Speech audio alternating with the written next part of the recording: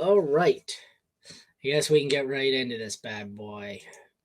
Our first matchup, we had the Saints falling 24-15 to the Falcons.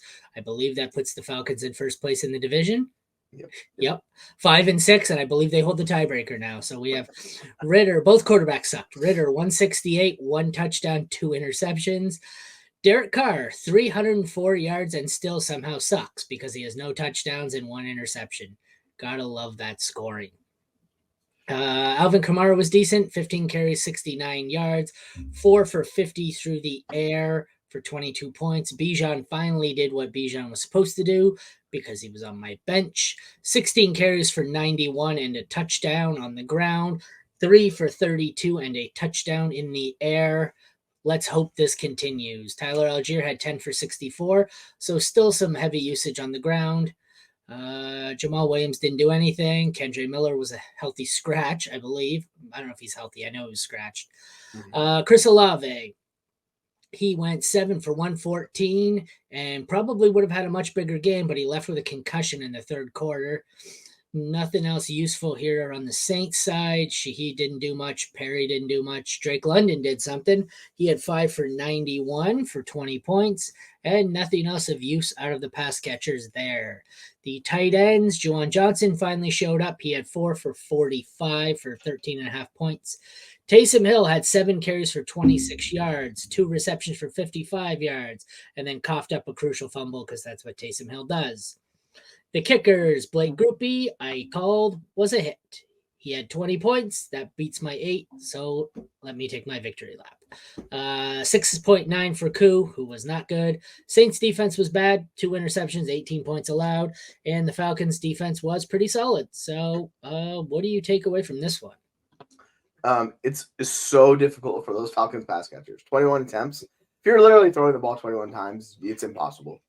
Drake London did what he did, and that's like him being a fantastic player. Look at Kyle Pitts; he had 2 targets. That sucks, right?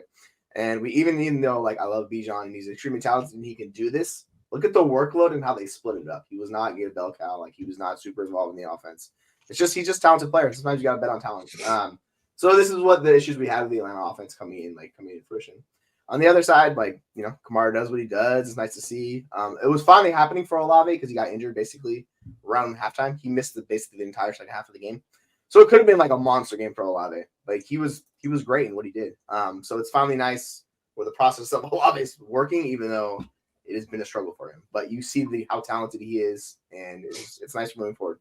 And then, tight ends, it's just Taysom Hill. He kind of burned you, but you knew it was risky going in. It's just what it is. Can you ever remember another season where there were so many just absolute garbage quarterbacks playing on a weekly basis? Dude, it seems like we get to about 20 quarterbacks, and then in my rankings, I look at 21 to 32, and it's like, oh my God, Tommy DeVito is QB 22 this week, and there's actually 10 quarterbacks worse than him. It's fucking awful. You're at the point where in Superflex, you're starting Bryce Young, no matter how bad he is, because he's still probably better than the garbage that's out there. And that's I have a league like that, and it's rough starting. Fun fact: the $150 million contract for Derek Carr. Would there be any difference if Jameis Winston was playing for this team? Why would you pay Derek Carr $150 million? I like Jameis Winston better. Yeah, I don't understand what the point of that contract was because it's done nothing for that team. They're just middle of the pack. They can win some games, they can lose some, but nothing's happening. So yeah, it just seems like they wasted a ton of money on Derek Carr. So it looks like the Falcons could support 2 offensive players a week.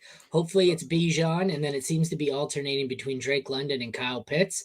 I don't really want much to do with this situation. It's kind of scary. The Saints, Kamara's a weekly must start. So is Olave. I'm going to assume he's out next week, which means I'm probably streaming Shaheed or Perry.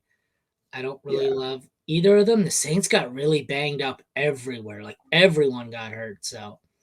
Yeah, I think if you look at the snaps and the routes run, Shaheed was far above the wide receiver two in that offense. So he'll be the guy moving forward. That he was. Yep, it was not a pretty game all around. That's for damn sure. All right.